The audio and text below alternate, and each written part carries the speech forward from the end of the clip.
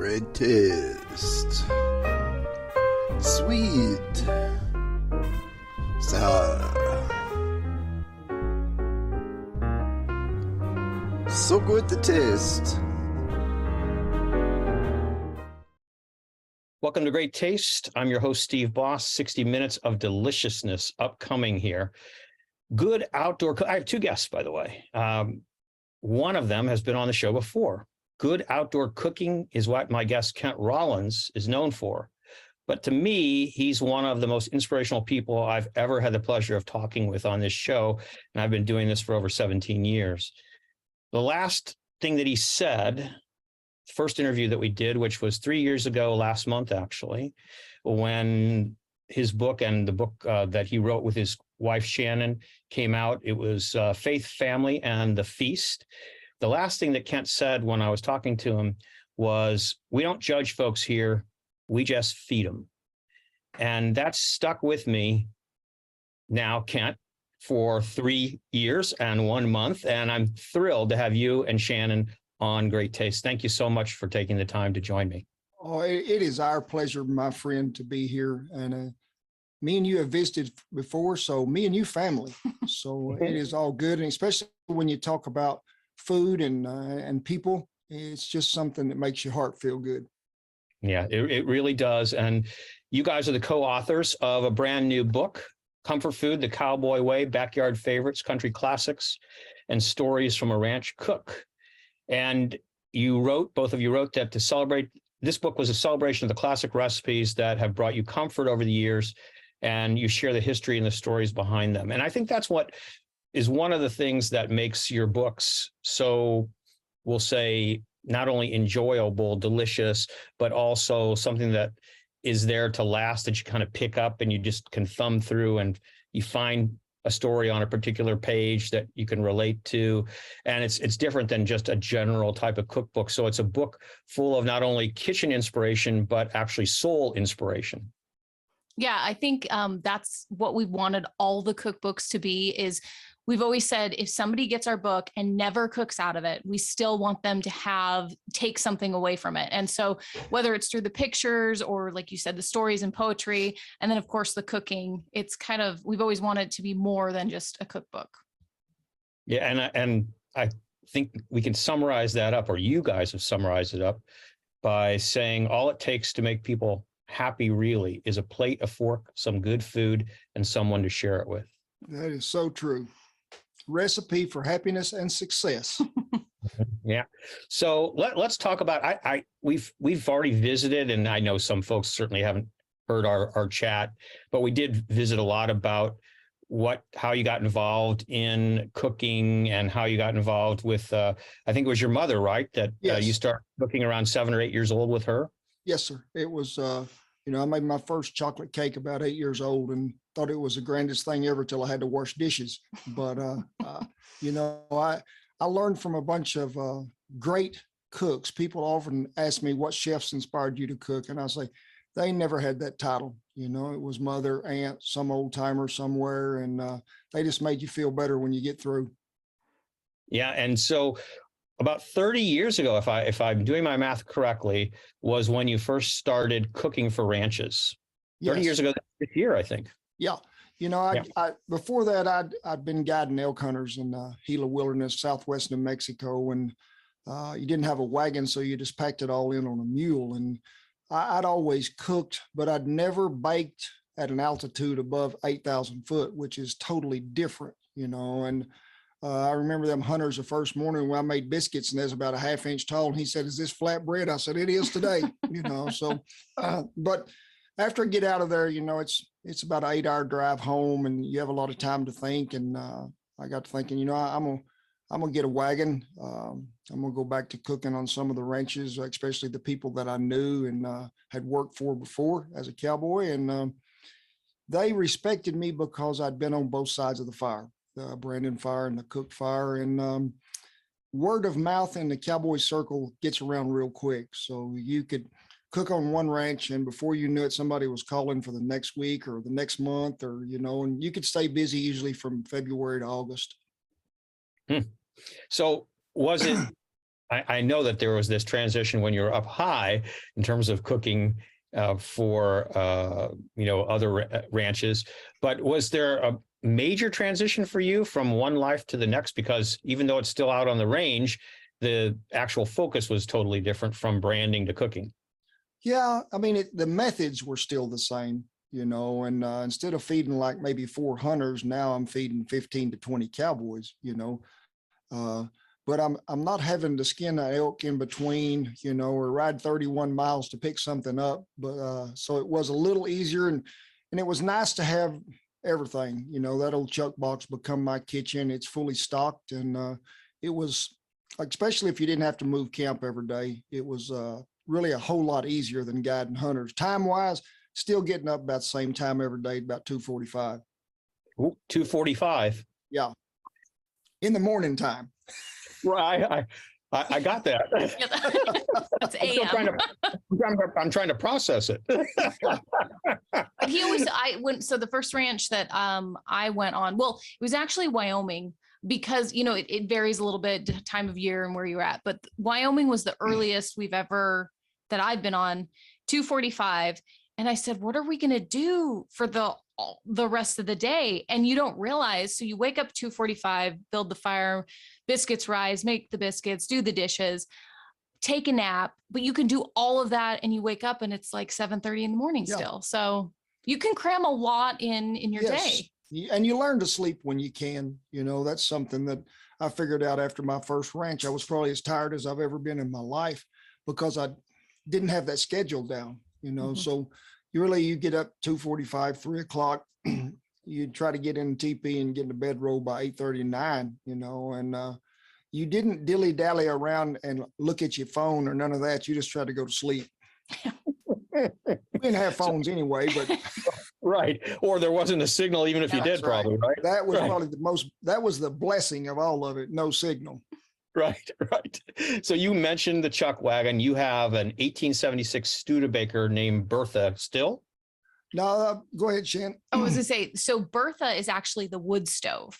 The wood stove. Good. Yes. I'm glad that I'm not a cowboy, so you're catching me up on. I'm going to get my lingo down, hopefully. Oh, you're fine. And then, but it is an 1876 Studebaker chuck wagon.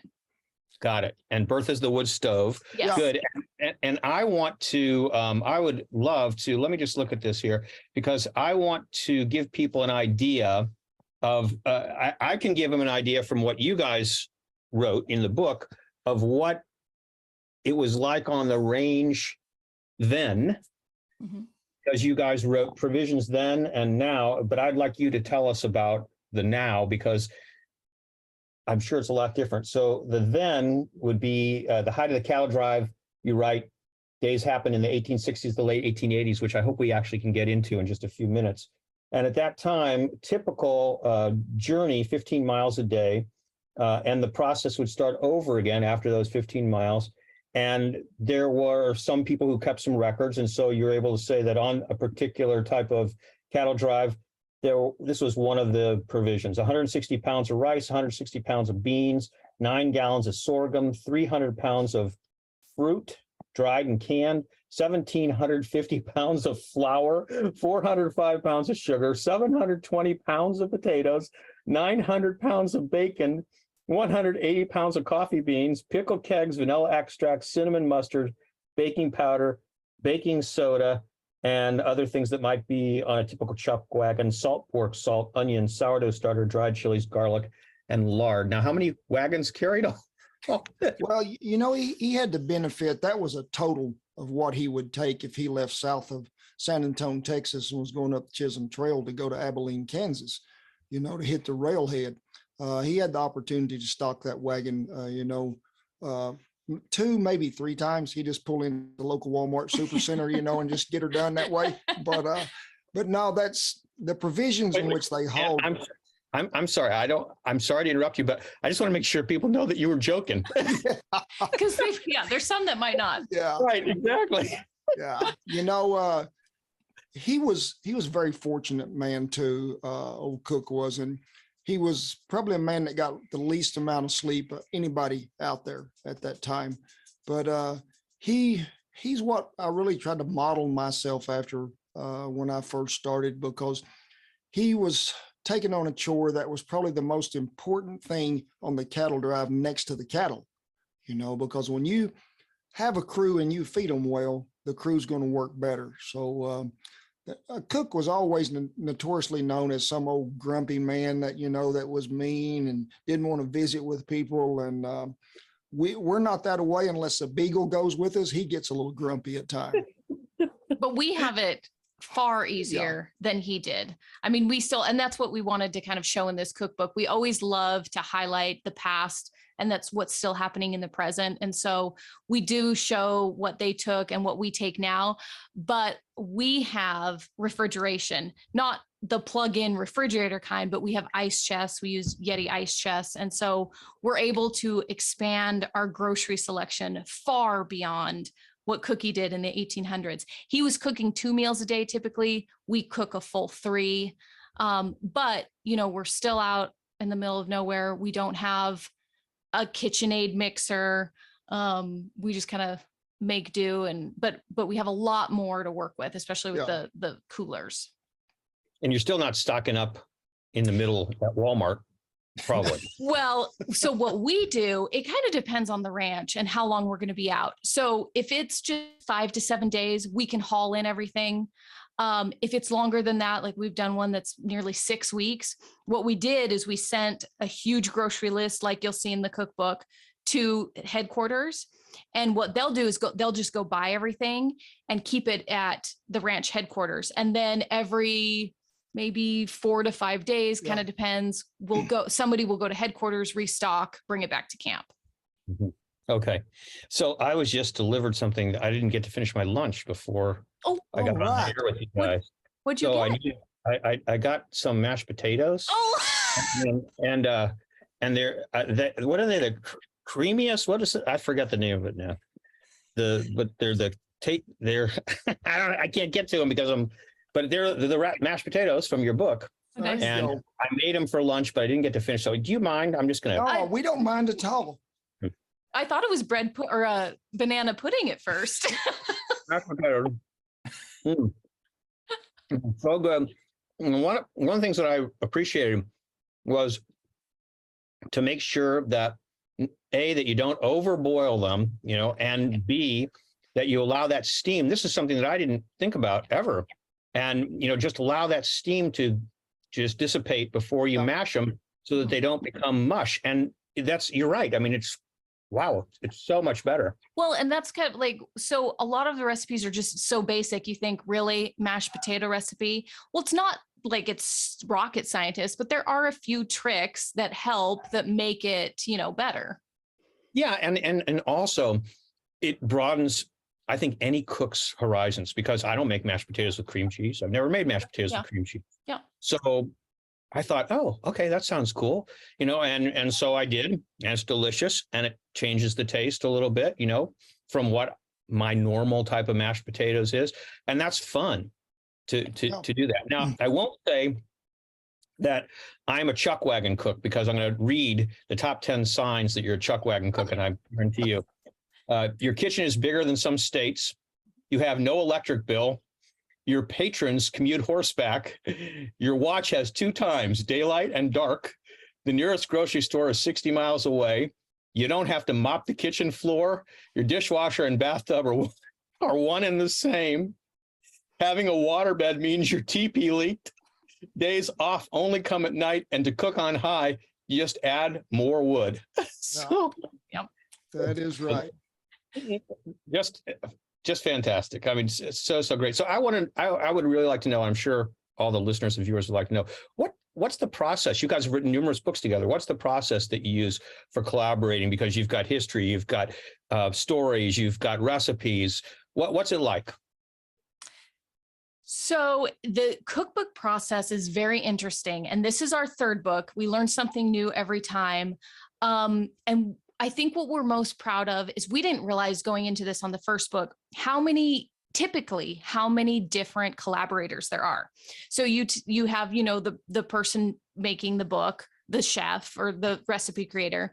But then oftentimes you'll have a writer or a ghostwriter, someone who takes the food shots, the food styling, any additional shots, the editor. So there's so many different aspects that come into it.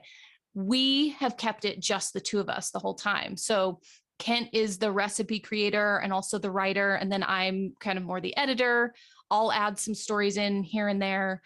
We take all the pictures, all the food shots. Food styling we do, but on a chuck wagon, it's very basic. So luckily I don't have a whole lot of like garnish. We don't, that's not our cooking. But the recipes we primarily pull off of our YouTube channel. We have some additional ones that don't make it.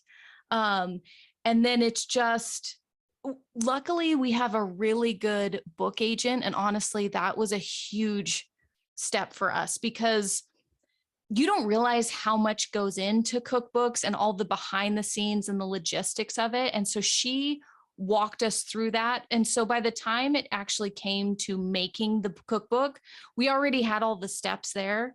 So it was just kind of plugging in a few things and getting it out. So we were lucky to have that. And do you have to, I'm sure it's different with everyone, but when you actually have this project and you're going to have to get it out, is it something that you have to focus on every single day, for example, for a specified period of time? Yeah, that and try to cram everything in else up with it, time YouTube and everything else. But it's about a year process, which you think, oh, no problem, we got plenty of time. But it goes fast and they get you on a schedule. Like, you have to have these chapters in by this time. The food photography has to be in this time. And so you think you've got a lot and it's real organized, but it is for probably 4 to 6 months. It's every day. Yeah. Got it. And speaking of your YouTube channel, when we spoke, Kent, 3 years plus ago, you had less than 1 million, but close, less than 1 million subscribers to your YouTube channel. And now you have 2.5 million. So that channel has grown quite substantially. And you guys post a lot of videos on there. Yeah, it's the greatest platform in the world to reach people. And we're in control of content, which is another great plus. But this that's sitting here beside me is the greatest editor and producer I've ever worked with in my life. And she wasn't taught these things. She was just, I'm gonna figure it out, and we have the greatest fans in the world. They are God-loving, country-loving people that love to eat. And you get to connect with them on YouTube. A lot of them say, oh, you need your own show on this, or you need a show on that. And I tell them, we have one right now. Comes out 2:30 Wednesday on, Central Time. Be sure and join us. And because it's a platform that we didn't work hard at first, did we? It was kind of an accident. Yeah, we just put up a video, put up another video, and then saw some traction and put up another video. And that was at a time too, when Kent was doing a lot of food TV for different networks, and people kept approaching him to do his own show, but it was never the right fit. And when that was happening, I saw this YouTube taking off, and I thought, I think this is where we need to focus because, and I see you munching as we're talking. Those mashed potatoes are so good. But so I said, I think we need to focus on YouTube because it's something that, like you said, we can control. We can put the content out. You can talk to people more one-on-one. And that's when we really started focusing on that. And that was probably maybe 6 or 7 years ago that we really started hardcore on YouTube. Okay. So what I want to know is, and I think this is where it came from. I don't have it in my notes exactly. I mentioned this to you guys before we started, that I have it down in my notes that you, Shannon, told Kent that he needed to broaden his palate. So I want to know where that came into this process. Was it before you were just dating? You had just started writing books. You were with him on a out in the wilderness, and he was eating the same thing over and over again. How did that happen? Do you know when specifically? I'm guessing obviously that wouldn't be on a ranch because. No. But I want to say maybe it was before you went on Chopped. Yeah. And I was trying to coach him into Yeah. get ready because you're going to have to cook a lot of weird stuff. Maybe Yeah, that I was mean, it. and like I said before, when she's talking about a pallet, that's a wooden pallet picked up by a forklift. You put feed on it. But I grew up with a great cook. My mother was one of the greatest cooks ever. But we eat a lot of beans and fried potatoes and cornbread. And when you have to broaden your palate after that, I think the only thing you might throw in is a truck stop burrito and some tater chips. And you'd be pretty broad. But it did. She opened my eyes to a lot of different things that I didn't know existed. Like sushi, which is now his favorite food. Yeah, that is right. And I do love some sushi. It's one because his first sushi experience was at like a 7-Eleven, and he said, "I don't like sushi," and I said, "Well, that's because you got it at 7-Eleven." Let's refocus. So it's got. Well, it's got better. Yes. Yeah, yeah, okay. I think that I would love if you wouldn't mind telling us a little bit about how you both met, because I know that, Kent, you're a writer, you're a poet, and you were doing, I don't know how often you did these things, but you did poetry conferences. I don't know what they're called, where cowboys came together, right? And presented their poems. Would you tell us a little bit about that? Because that to me is fascinating, because it's one of the things that I absolutely am entranced about, with your writing, because it's so beautiful. Well, I thank you for that, sir. First of all, I think I need to start here. I made a D in speech in high school because I hated to talk to people, hated to stand up in front of a crowd. And I think when I first started writing poetry was really when my dad was so sick with cancer. And after he passed away, it was a way that I could sort of deal with it myself. Nobody read them, I just wrote them for me. And but then I got to hearing about people that were writing this poetry, and I got to look at some of the old stuff a long time ago, especially Bruce Cascadden. I really liked his stuff. And then I found out people pay you to come and do this stuff. And I'm thinking this is a whole lot better than cooking. You ain't got to build a fire nor get up at 2:45 in the morning, so it's going to be good. And I started to go into some cowboy poetry gatherings and really liked them, and I told a lot of stories too. That's an invitation only for this deal in Elko, which is the largest cowboy poetry gathering in the United States. And they would just invite so many. And I remember the first year they invited me, I was on a ranch in the Paladura Canyon, and I said, no, I can't be there, and then next year they called back and they said, hey, we'd love for you to come up here and do a cooking workshop and entertain. And I said, suits me, and they said, we'll pay you this much and get you on an airplane, and I'm thinking, hey, this is a good deal here. We'll have someone for you to talk to about your workshop. So take it from there, Shan. So that was me. And I was working. So this is my hometown in Elko, Nevada. And so I was in charge of workshop leaders. So they said, okay, you got to call this cowboy in Oklahoma. I said, great. See what he needs. And I remember talking to him and I'm thinking, I can't understand a word this guy's saying because his accent is so thick. Where is Oklahoma that he's talking like this? And so I didn't understand what he was saying. I didn't have the right stuff when he arrived. But you laughed a lot. I laughed a lot because he didn't realize this. So when I get nervous, I laugh a lot. So I was laughing the entire time on the phone. He thought he was hilarious. It was just because I couldn't understand him. So that's how we initially met. And then we stayed in contact a little bit. I was sort of helping him with a little marketing website stuff. And then I think it was maybe a year or two after that, I went to his cooking school on the wagon. So I learned all about what the chuck wagon was. And then it just kind of snowballed from there. Yeah, she had to come back 2 or 3 times. Then I had to marry her before she could graduate. That's what I was wondering about that. So the cooking school is the Red River Ranch Dutch Oven Cooking Camp, right? Yes. Yeah. And you offer this camp, you offer day-long sessions and 2-day and 3-night sessions both for people? We used to, it was about 12 years, Yeah. 15 years. The last session we hosted was pre-COVID. Okay. That kind of stopped that. So then after that, we kind of reevaluated. We haven't offered that specific one since COVID. We've done some day clinics and some what we call intimate evenings, but yes, we used to host that. Well, I'm certain that anybody who comes is going to get a taste of a lot of the recipes that are in Comfort Food the Cowboy Way, and we are going to get into some of those besides the mashed potatoes. But I would really love it if Kent wouldn't mind reading to all of us. Sorry, there's more than just me on here. Reading one of his poems. It's Below the Rim.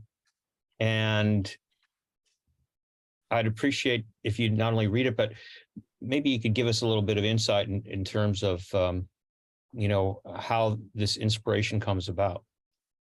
Well, I was in the Palo Duro Canyon and was doing a little cooking for them at the time.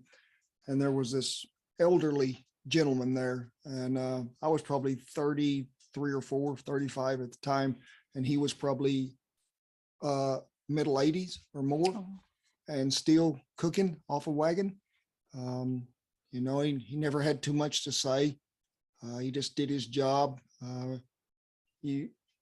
used to think he was the loudest man I ever heard of a morning getting out of bed. But now with all the aches and pains that I have, I understand what he was trying to say, But if he was really a person that if you looked up the word Chuck Wagon Cook, his picture, his face, his description should have been there, because there's not a day off. It's working in Mother Nature's kitchen, and it's probably really as harsh as it can be at times, and the most beautiful creation in the world at other times, and I don't think people maybe understand the conditions that you have to go through on a daily basis. I've had to chop ice out of a water barrel that's froze solid to make coffee, and when it's -10, but I've also had a heat stroke when it was 113, so they're very different. And this old feller just sort of brought it all to light. It's called Below the Rim. Long before the dawning, not a creature heard about. Old bones, they start to aching as tired muscles begin to shout. He struggles from his bedroll, tired and broke and bent. Mornings, they come early here below the rim when you're under old Cookie's tent. This country's called the Palo Duro, rough country, wild and free. Jagged rocks of canyon rims, deep draws full of mesquite trees.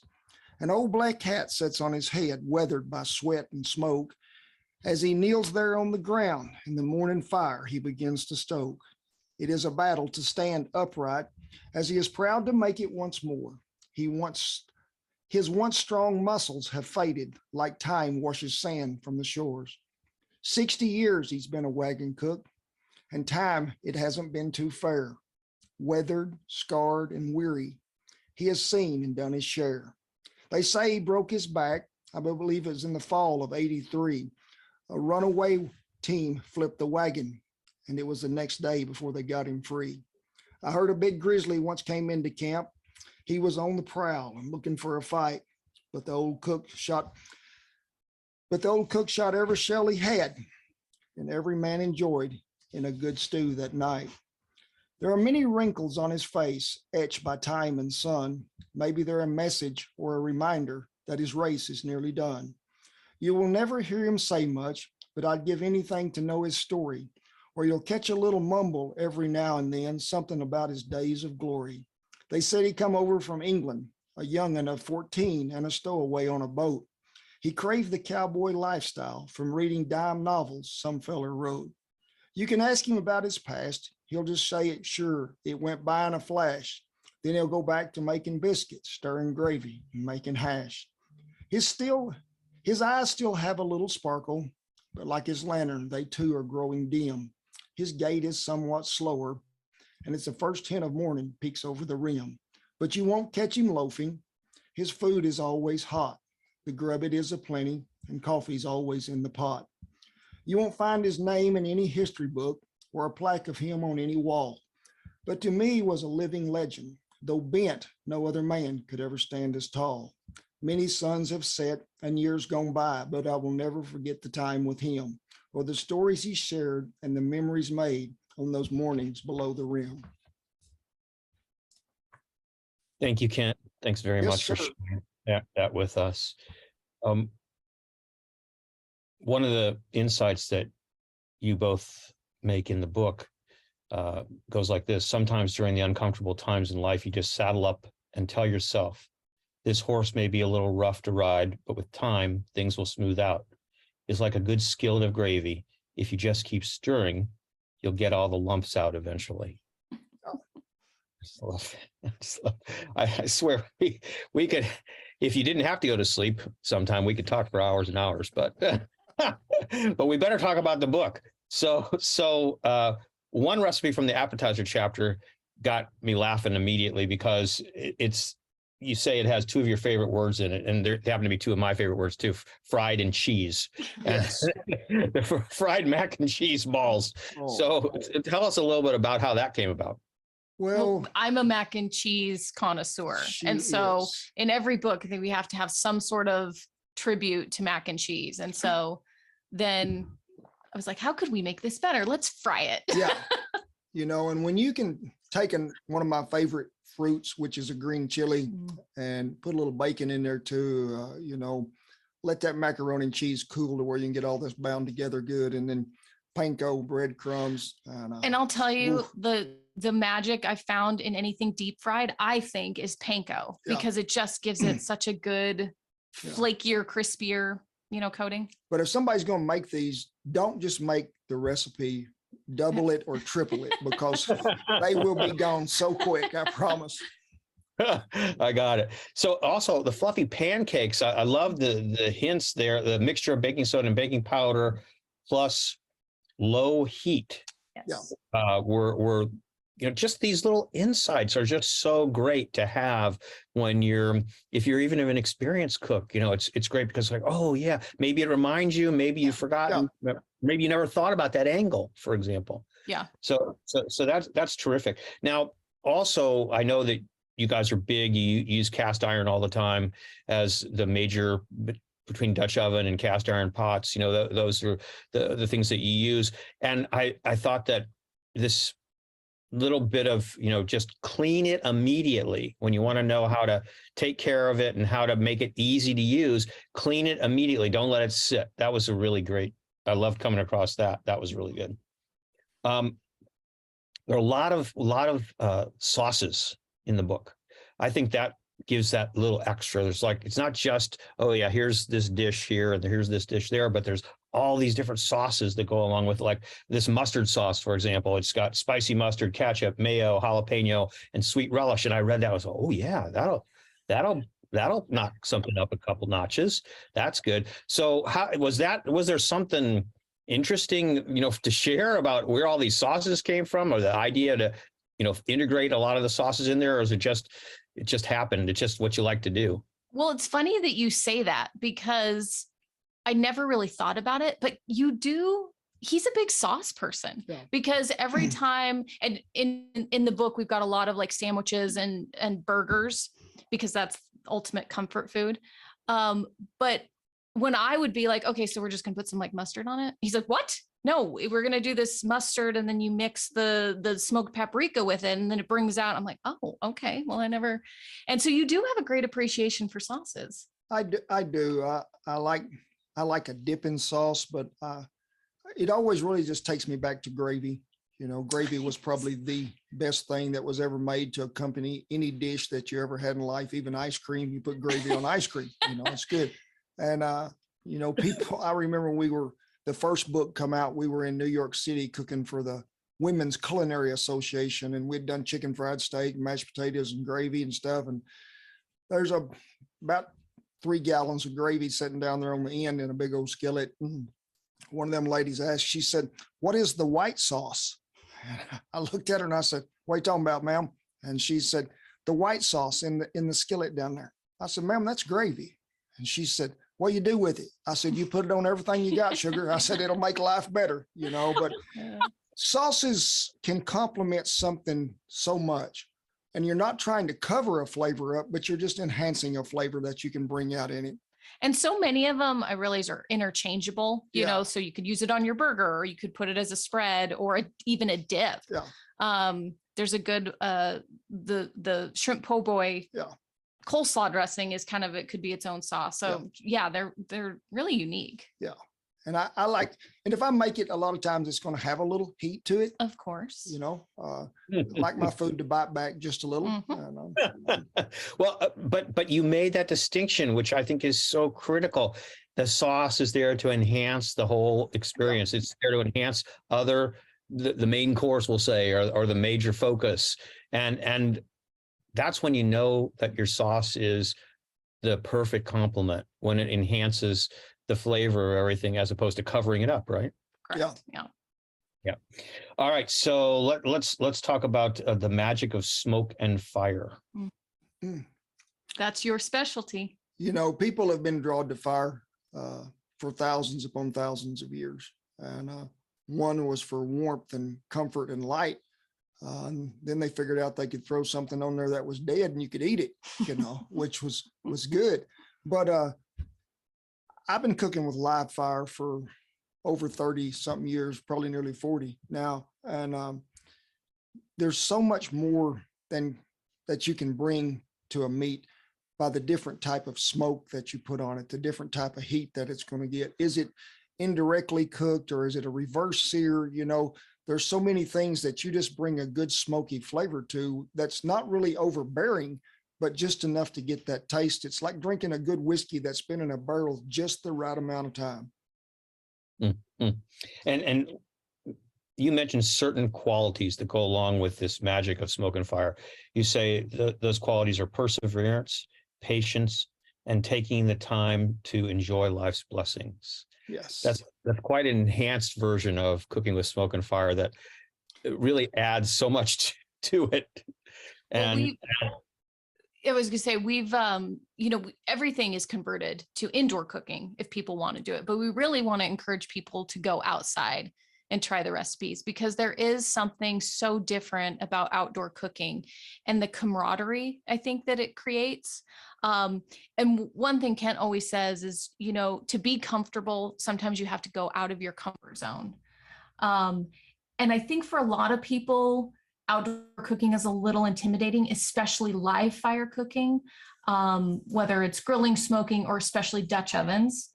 But it is all about perseverance. And so what if you burn it? Like, what's the big deal? It's food. Nobody's going to die. And so, you know, I think if you step outside of that and challenge yourself a little bit, your comfort zone is going to expand so much more and give you a lot more blessings. I have to digress for a minute, because I just realized I watched this YouTube. You guys were in New York recently during this book tour, and there was a comment. I don't even think it was on there. I can't remember exactly. Yeah, I think you made this comment, Ken. How was that pastrami sandwich at Katz's Deli? Oh, that we could go there every week probably and eat, you know. I'm always amazed. That's probably is that our third time? Yeah, I think so. Because we try to go there every time we're there. It's, you know, we were staying on Plum on the other end of town down there by Central Park, and you don't mind the 4-mile walk for the sandwich. You know, it's worth going 4 more miles, you know, and it's just really a sight to see in there, all the people and the cutters. And I asked one of them guys, I said, how much beef you go through a day? And he looked at me, he said, maybe 4 tons. I don't know, you know, so I don't know how much they do go through, but I've never been in there when you could just walk up to the front of the line. Well, and talk about the epitome of simple food. Yeah. It's bread and meat. Yeah. And it will change your life. Yeah. And that's what's, you know, simple cooking. When people say, oh, these recipes are simple, a lot of folks think, well, they probably don't taste good. You know, it's too simple to have something in there that I really need. And I told the chop judges out there one time, I said, life is complicated. Don't complicate it with food, you know, and let's keep it simple. Let's keep it where it's just makes you feel good to be around it and to eat it. And if anybody is listening to this and you're within 3,000 miles of Katz's Deli, go. And they're not paying me to say that. All right, I want to talk. Time just evaporates so quickly here. I want to talk a little bit about history because uh, that's some of the most fascinating parts of this book. And so, could you tell us a little bit about the Great Cattle Drives? Put that into perspective a little bit, because you're at this other end. You're still maintaining this part of that tradition, but there was a real, very, very clear point where this became a part of daily life for a particular culture, and a culture grew up around it. Yes. After the Civil War, there was a great expansion of people that wanted to move north and move west. And also at the same time, there was a great expansion of cattle that run wild and free in Texas, Louisiana, Arkansas, Oklahoma, New Mexico. And you could gather them up because at the time you could see in the Chicago and the New York paper, beef in South Texas was bringing $14 a head.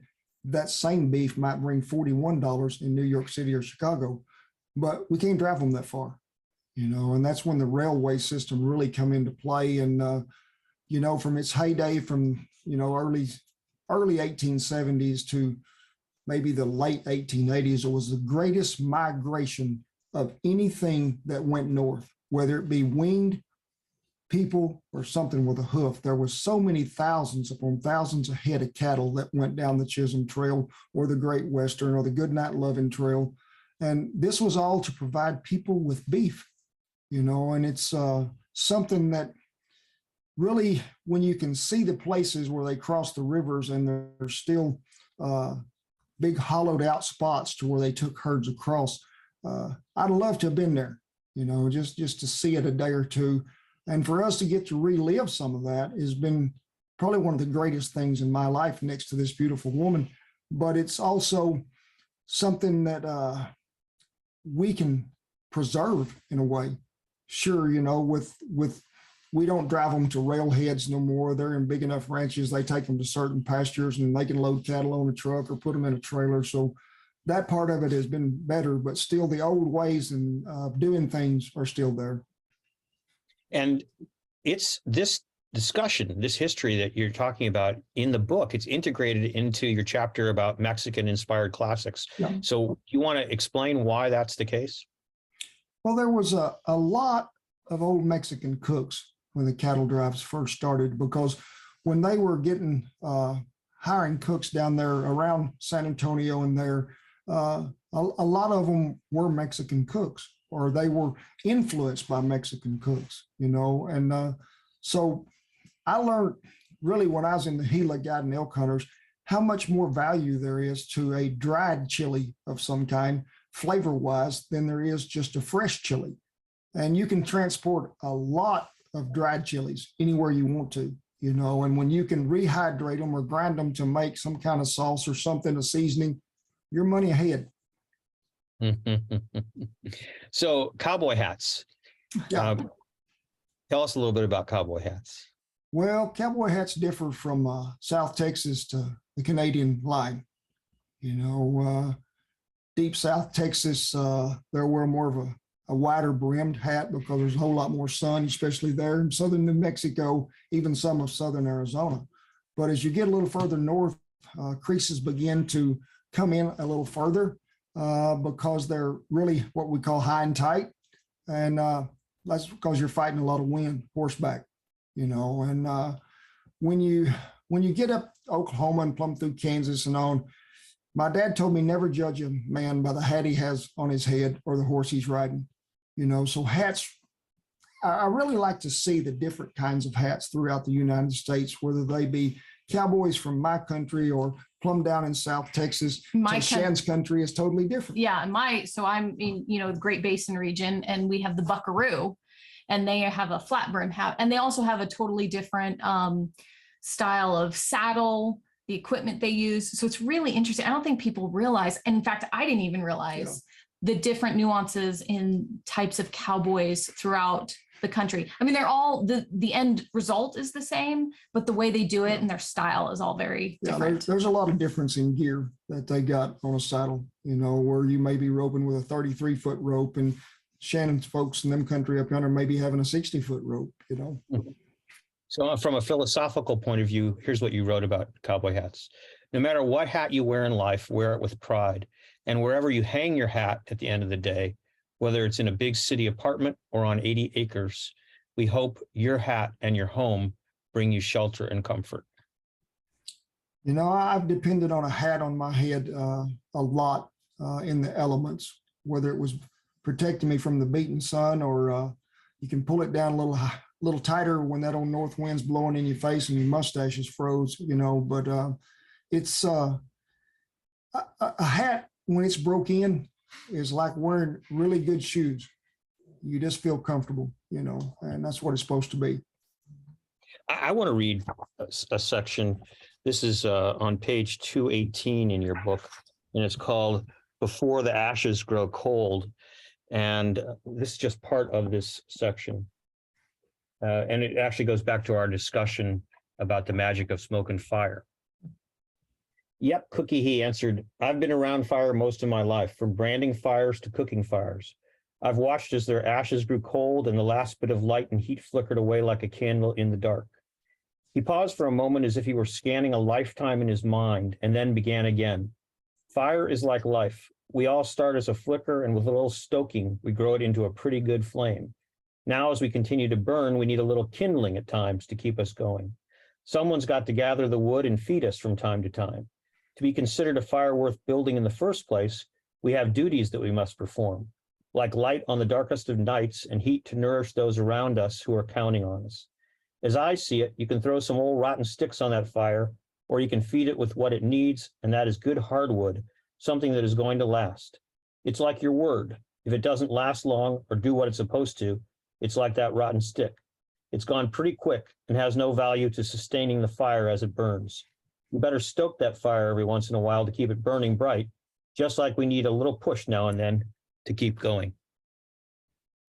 I can remember that morning so well. Well, that old feller, he was first in camp every morning, and he would sit there by that fire and let that smoke just cover him up, you know. And I've been around so much of it now that I try to get away from it. But he was the inspiration for that story and what it means, because it's just like gravy and a fire.